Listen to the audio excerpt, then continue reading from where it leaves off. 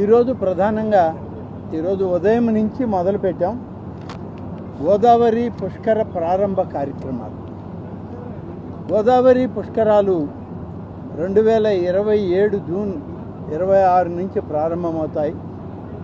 వీటికి ముందస్తుగా ఈ చుట్టుపక్కల ప్రాంతాల్లో ఉన్నటువంటి అన్ని ఆలయాలని అవసరమైన మేరకు పునర్నిర్మాణం జరగాలని, ప్రత్యేకమైనటువంటి ఏర్పాట్లు చేయాలని ఇప్పటికే రాష్ట్ర స్థాయిలో 3 సమావేశాలు పెట్టడం జరిగింది.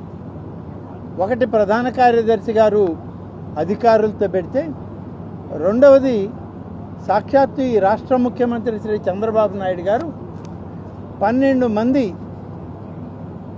ఈ గోదావరి పుష్కరాల పరిధిలో ఉన్నటువంటి మంత్రుల్ని ఒక సబ్ కమిటీగా వేసి సెక్రటరీలని మంత్రుల్ని కలిపి కార్యక్రమం పెట్టడం జరిగింది. వారి సమీక్ష కూడా చేశారు. వారు కొన్ని సూచనలు ఇవ్వడం జరిగింది.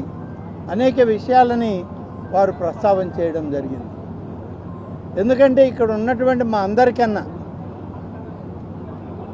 చంద్రబాబు నాయుడు గారికి పుష్కరాల విషయంలో చాలా అనుభవం ఉంది. ఎందుకంటే గడిచిన 2 ఇప్పుడు జరిగే ఈ 3 పుష్కరాలకు కూడా ముఖ్యమంత్రిగా శ్రీ చంద్రబాబు నాయుడు గారే గోదావరి కృష్ణా పుష్కరాలను నడిపినటువంటి అనుభవం కలిగినటువంటి వ్యక్తి. ఉమ్మడి రాష్ట్రానికి ముఖ్యమంత్రిగా, ఇవాళ విడిపోయినటువంటి రాష్ట్రానికి ముఖ్యమంత్రిగా ఈ పుష్కరాలను నిర్వహించడంలో వారే ఎక్కువ అనుభవజ్ఞులు. వారి సూచనలే ఇవాళ ఈ విజయ పదం వైపు గోదావరి పుష్కరాలను నిర్వహించడానికి ఏర్పాట్లు చేస్తూ ఉన్నాం. అలాగే ఉమ్మడి తూర్పుగోదావరి జిల్లాలోని అన్నవరం దేవస్థానంలో ఈరోజు కొన్ని కార్యక్రమాలని ప్రారంభించి, ఒకటి ప్రారంభం, ఒకటి శంకుస్థాపన చేయడం జరిగింది.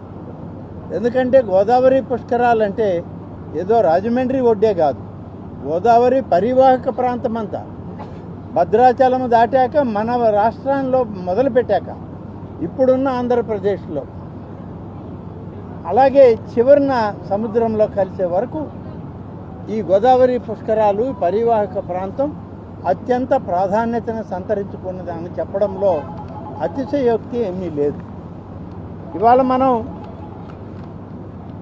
రాజమండ్రి ఈ యొక్క నగరంలో దాదాపు 9,55,00,000 రూపాయలతో 6 పనులకి శ్రీకారం చుట్టాం, శంకుస్థాపన చేయడం జరిగింది.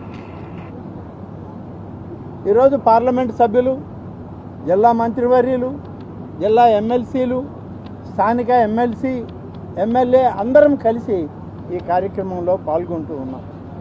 ఇది ఒక 2 వారాలకు ముందే అందరం కలిసి మాట్లాడుకున్నాం. ఏర్పాట్లు ఘనంగా ఉండాలి, ఇప్పటి నుంచి మొదలు పెట్టకపోతే ఆలయాల పునర్నిర్మాణం రాబోయే సంవత్సరానికి పూర్తి కావు, అందుకని ముందుగానే ఇవన్నీ మొదలు పెడతామని చెప్పి అనుకొని ఈ యొక్క 6 పనులకి 9,55,00,000 రూపాయలు ఇవాళ మంజూరు చేసి పనులు ఇవాళ శంకుస్థాపన చేయడం జరిగింది. పందిరి మహాదేవుడు శ్రీ కోటిలింగాల సత్రం, కోటిలింగాలపేట, అలా దానికి 3 కోట్ల రూపాయలు. రమ సత్యనారాయణ స్వామి వారి దేవస్థానం ముఖమండప నిర్మాణం 1 కోటి రూపాయలు. రాజమండ్రి నూనె వర్తకుల అన్నదాన సమాజం 70 లక్షలు. రామలింగ చౌడేశ్వర స్వామి దేవస్థానం పునఃనిర్మాణానికి 55 లక్షలు. గౌతమి జీవకారుణ్య సంఘం 2,80,00,000. చందా సత్రం రాజమహేంద్రవరం 1,50,00,000 రూపాయలతో ఈ 9,55,00,000 రూపాయలంటే ఇంచుమించుగా 10 కోట్ల రూపాయలతో ఈరోజు పనులకి శంకుస్థాపన చేయడం జరిగిందని చెప్పి నేను ఇది ఒక అదృష్టంగా భావిస్తూ ఉన్నాను. ఇప్పుడు స్థానిక శాసనసభ్యులు ఇంకా కొన్ని ఉన్నాయి, వీటిని ప్రాధాన్యత క్రమంలో తీసుకోవాలి అని చెప్పి వారు కూడా చెప్పడం జరిగింది. తప్పనిసరిగా వీటన్నిటిని కూడా గుర్తించి ఏ విధంగా వీటన్నిటికి కూడా మంజూరు చేయాలో అధికారులని, వాటికి కావాల్సినటువంటి ప్రణాళికల్ని, ఎస్టిమేట్లని అన్నీ తీసుకురమ్మని చెప్పడం కూడా జరుగుతుందని చెప్పి మీకు మనవి చేస్తాను. గోదావరి పుష్కరాలకు సంబంధించి దేవాదాయ శాఖలో ఈ జిల్లాలో కానీ, కోనసీమ జిల్లాలో కానీ, పశ్చిమ గోదావరి జిల్లాలో కానీ ఈ చుట్టుపక్కల ప్రాంతాల్లో ఉన్నటువంటి 43 దేవాలయాల పునర్నిర్మాణ కార్యక్రమానికి ఇప్పటికే 51,79,00,000 రూపాయలు మంజూరు చేసి వీటన్నిటిలో టెండర్లు కూడా పిలవడం జరిగింది. ఎక్కడ కూడా నిధుల కొరతని కానీ, గోదావరి పుష్కరాలకి ఆలయాల నిర్మాణం చేయలేమని కానీ, మాకు ఎన్ని ఒత్తిళ్ళు ఈ ప్రభుత్వం మీద ఉన్నా గౌరవ ముఖ్యమంత్రి గారి యొక్క ఆలోచన గోదావరి పుష్కరాలు ముఖ్యమంత్రిగా నేను మళ్ళీ వచ్చి చేస్తున్నాను, ఇది ఒక అదృష్టం, పూర్వజన్మ సుకృతం.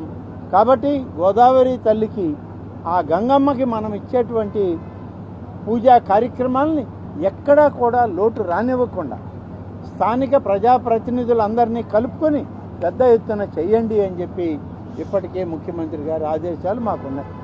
కూటమి నాయకులు శ్రీ ఉప ముఖ్యమంత్రి పవన్ కళ్యాణ్ గారు, అలాగే భారతీయ జనతా పార్టీ కేంద్ర ప్రధానమంత్రిగా ఉన్నటువంటి మోడీ గారు, ఇక్కడ ఉన్నటువంటి నాయకులు వీళ్ళందరూ కూడా కలిసి మాకు ఇచ్చేటువంటి పూర్తి సహకారంతో ఈ యొక్క గోదావరి పుష్కరాలని విజయవంతంగా జరపడానికి ఏర్పాట్లన్నీ కూడా పూర్తి చేస్తున్నామని చెప్పి నేను మీకు మనవి చేస్తా ఉన్నాను. ఈరోజు మీరందరూ తూర్పుగోదావరి జిల్లా ఏ విధంగా పనులు జరుగుతున్నాయి, ఏ విధంగా మనం పనులు మంజూరు చేస్తున్నాం ఒక్కసారి మీరందరూ గమనించాలి. ముఖ్యంగా మీడియా మిత్రులను నేను కోరేది, గోదావరి పుష్కరాల విషయంలోనే కాదు, 23 మాసాలైంది మన ప్రభుత్వం అధికారంలోకి వచ్చి. ఈ 23 మాసాల్లో అత్యధిక ప్రాధాన్యతను ఇచ్చినటువంటి శాఖ దేవాదాయ శాఖ. ఇతర అనేక శాఖలు ఉన్నాయి, ఇరిగేషన్ ఉంది, రెవెన్యూ ఉంది, పోలీసు ఉంది, పంచాయతీరాజ్ ఉంది, అనేక శాఖలు ఉన్నాయి. వీటన్నిటిలో ఆధ్యాత్మికంగా ఈ రాష్ట్రాన్ని ముందుకు నడపాలని, భగవత్ సాన్నిధ్యానికి ప్రతి ఒక్కరిని దగ్గర చేయాలనేటువంటి ఒక తపన, తలంపుతో గౌరవ ముఖ్యమంత్రి గారు